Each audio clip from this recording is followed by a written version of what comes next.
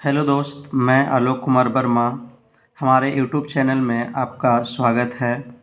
मैं आज एक नया टॉपिक इलेक्ट्रॉनिक विन्यास बताऊंगा, तो आप थोड़ा सा देखिए।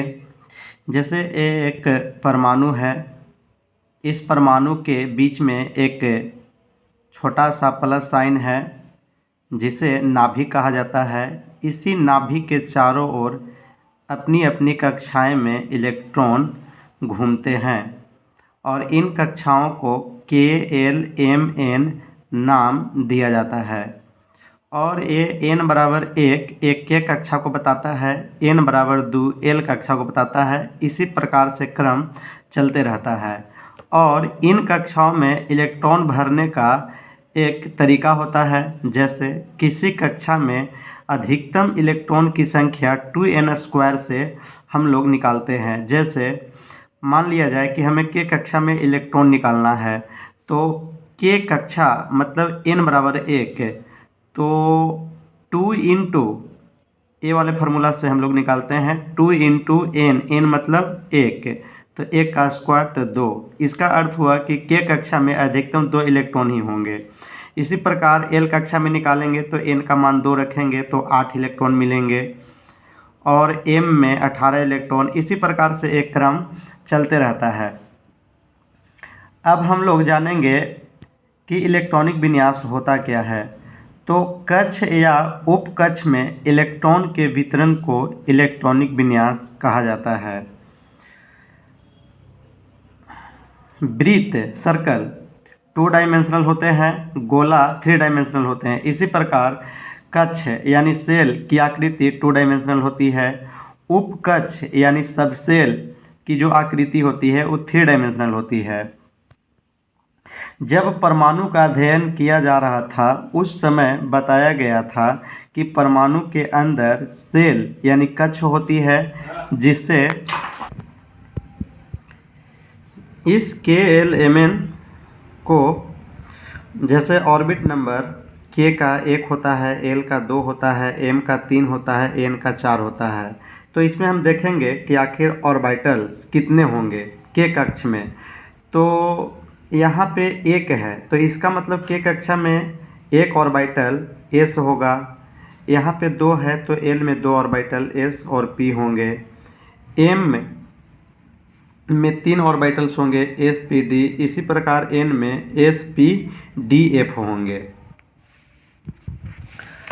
अब हम लोग देखते हैं कि जैसे 2D में जिसे हम KLMN लिखते हैं, उसी प्रकार से 3D में हम क्या लिखेंगे। तो जैसे K, तो K में ऑर्बिट नंबर 1 था तो इसमें 1s होगा। L का ऑर्बिट नंबर 2 था तो इसमें 2 ऑर्बिटल होंगे 2s और 2p। इसी प्रकार M में 3 ऑर्बिटल्स होंगे 3s 3p 3d। इसी प्रकार N में 4 ऑर्बिटल्स होंगे 4s 4p 4d और 4f। अब हमें इलेक्ट्रॉन को जो है से भरना है सब सेल में, तो हम लोग इलेक्ट्रॉन को ऊर्जा के बढ़ते क्रम के अनुसार भरते हैं। और ये भी ध्यान रखना है कि S में अधिकतम 2 इलेक्ट्रॉन ही भरना है, P में 6 इलेक्ट्रॉन ही भरना है, D में 10 इलेक्ट्रॉन ही भरना है, M मैक्सिमम वैल्यू है और F में 14। इससे कम हो सकता है लेकिन ज़्यादा नहीं हो सकता है। जैसे सेल में अगर हम देखें तो K कक्षा की ऊर्जा कम होती है, तो पहले K कक्षा में इलेक्ट्रॉन भरेंगे, उसके बाद L कक्षा में, उसके बाद M कक्षा में, उसके बाद N कक्षा में भरते हैं इलेक्ट्रॉन। इसी प्रकार से अगर सबसेल को अगर देखा जाए तो सबसेल में सबसे कम ऊर्जा S वाले ऑर्बिटल्स की होती है। तो पहले इलेक्ट्रॉन 1s में आएंगे, उसके बाद 2s में आएंगे, उसके बाद 2p, उसके बाद 3s, उसके बाद 3p। लेकिन यहाँ पे ध्यान देने योग्य बात है कि ये जो 3D है और ये 4s, तो 3D और 4s में 4s की एनर्जी कम होती है, इसलिए सबसे पहले इलेक्ट्रॉन 4s में जाएगा, उसके बाद जो है से 3D में जाएगा। इतना ही से हम 1 से 30 तक के इलेक्ट्रॉनिक विन्यास को निकाल सकते हैं। जैसे हाइड्रोजन, तो हाइड्रोजन में एक इलेक्ट्रॉन होते हैं, तो यहाँ इसके अनुसार अगर देखा जाए तो 1s और एक इलेक्ट्रॉन है तो एक इलेक्ट्रॉन हो जाएगा यहाँ पे। इसी प्रकार हीलियम, हीलियम की परमाणु संख्या 2, तो इसमें 2 इलेक्ट्रॉन होंगे तो 1s2 होगा। उसके बाद लिथियम, लिथियम की परमाणु संख्या 3, तो उसमें 3 ही इलेक्ट्रॉन होंगे, तो इसके अनुसार भरेंगे। पहले इलेक्ट्रॉन 1s में आएगा, तो s में 2 इलेक्ट्रॉन, तो 2 इलेक्ट्रॉन हम लोग भर लिए। उसके बाद 2s, तो 3 इलेक्ट्रॉन था जिसमें 2 इलेक्ट्रॉन भर लिए, तो बचा हमारे पास 1 इलेक्ट्रॉन, तो 1 इलेक्ट्रॉन इसमें आ जाएगा। इस प्रकार बेरिलियम 4 होता है, तो 1s2 2s2। इसी प्रकार से बोरॉन 5, तो सबसे पहले 1s में इलेक्ट्रॉन आएगा 1s2, उसके बाद 2s2, उसके बाद 5 इलेक्ट्रॉन है जिसमें हम 4 भर लिए यहाँ तक। तो अगला ऑर्बिटल्स है 2p, तो p में 6 इलेक्ट्रॉन होते हैं, तो मैक्सिमम इलेक्ट्रॉन होता है, तो हम 1 इलेक्ट्रॉन भर सकते हैं, तो 2 2 4 1 5 इलेक्ट्रॉन हो गया। इसी प्रकार कार्बन को इसी के अनुकूल भरना है, इसी के अनुकूल क्रम में भरना है, पहले 1s में, उसके बाद 2s में, उसके बाद 2p 3s 3p। और ये भी ध्यान देते रहना है कि हमारे पास इलेक्ट्रॉन कितने हैं। जैसे नाइट्रोजन के भरना है तो हमारे पास 7 इलेक्ट्रॉन है, तो 1s में 2 इलेक्ट्रॉन आ जाएगा, 2s में 2 इलेक्ट्रॉन आ जाएगा। उसके बाद हम जब p में जाएंगे तो p में होता है 6 इलेक्ट्रॉन मैक्सिमम, लेकिन हमारे पास 7 इलेक्ट्रॉन है। 7 इलेक्ट्रॉन में 1s वाला 2 इलेक्ट्रॉन रख लिया, 2s वाला 2 इलेक्ट्रॉन रख लिया, तो बचा इलेक्ट्रॉन जो p वाला में चला जाएगा। इसी प्रकार से हम लोग ऑक्सीजन, फ्लोरीन, नियॉन, सोडियम को हम लोग भरते हैं। इसे हम लोग KLMN के भी आधार पे हम लोग इसे भर सकते हैं। जैसे K मतलब 1, L मतलब 2, M मतलब 3, N मतलब 4 होता है। तो जैसे अगर हम हाइड्रोजन को अगर देखें तो इसमें 1 ऑर्बिटल वाला है, तो K कक्षा में यहाँ एक ही इलेक्ट्रॉन आ जाएगा। इसी प्रकार से हीलियम में देखेंगे तो यहाँ पे 2 इलेक्ट्रॉन है, तो 2 इलेक्ट्रॉन आ जाएगा। इसी प्रकार से हम लोग भरते रहेंगे। जैसे सोडियम में अगर देखा जाए तो 1 मतलब K को बताता है, E1 K को बता रहा है, और A 2, यहाँ 2 और यहाँ पे 2, तो K तो L को बताएगा, और इसी प्रकार से 3 M को बताएगा। तो जैसे अगर देखा जाए KLM के आधार पर, तो एक K वाला हो जाएगा, ये L वाला, ये M वाला। तो K मतलब 1, तो 1 में यहाँ पे मैक्सिमम 2 इलेक्ट्रॉन है, तो यहाँ पे 2 इलेक्ट्रॉन हो गया। उसी प्रकार से L, तो L होता है 2 नंबर वाला, तो 2 नंबर में यहाँ पे 2 इलेक्ट्रॉन, यहाँ पे 6 इलेक्ट्रॉन, तो 6 और 2 8 इलेक्ट्रॉन। इसी प्रकार से M 3 नंबर वाला होता है, तो 3 नंबर में 1 इलेक्ट्रॉन है, तो यहाँ पे 1 इलेक्ट्रॉन हो जाएगा।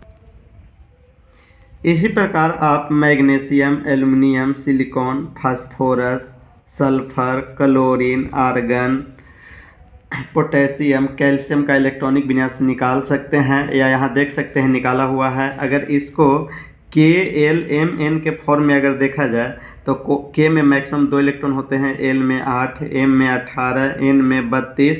तो जैसे अगर हम पोटेशियम को अगर देखा जाए तो एक मतलब होता है K वाला है, और यहाँ 2 यहाँ तक है 2, तो 2 मतलब हो गया आपका L। उसके बाद 3 वाला भी 2 गो है, एक ठो यहाँ एक ठो यहाँ है, तो A हो गया M, और A बता रहा है आपको N वाला को बता रहा है, तो K वाला में हो जाएगा आपका 2 इलेक्ट्रॉन। उसके बाद L वाला में हो जाएगा 2 ठो यहाँ और 6 ठो यहाँ, तो 6 और 2 8।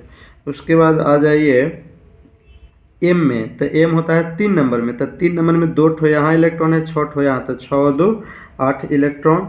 इसी प्रकार 4 नंबर वाला में 1 इलेक्ट्रॉन है, तो यहाँ पे 1 इलेक्ट्रॉन हो गया। इसी प्रकार से आप आगे भी निकाल सकते हैं।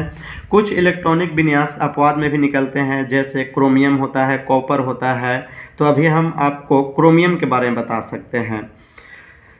क्रोमियम जिसकी परमाणु संख्या 24 होता है, इसमें 24 इलेक्ट्रॉन होते हैं। तो इसे अगर देखा जाए इस नियम के आधार पे, तो 1s2 2s2 2p6 3s2 3p6 4s2 3d4। अब यहाँ तक इससे पहले जो है से 18 तक ये स्टेबल इलेक्ट्रॉन है, 18 तक स्टेबल इलेक्ट्रॉन है, तो इसे हम AR भी लिख सकते हैं, आर्गन 18 तक। उसके बाद 18 2 20 और 4 24 इलेक्ट्रॉन हो जाएगा, तो हम इसे ऐसे भी लिख सकते हैं। बचा 4s2 3d4।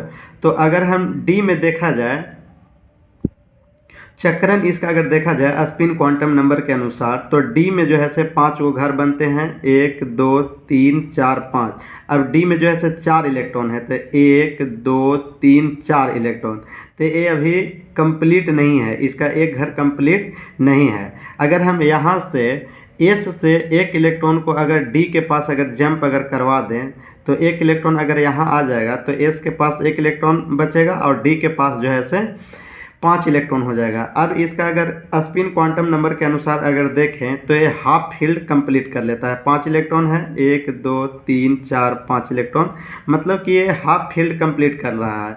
और हम लोग जानते हैं कि हाफ फील्ड का जो इलेक्ट्रॉनिक विन्यास जो होता है वो ज़्यादा स्टेबल होता है, इसलिए जो है से इसका इलेक्ट्रॉनिक विन्यास एक गलत हो जाता है और ये इलेक्ट्रॉनिक विन्यास सही हो जाता है।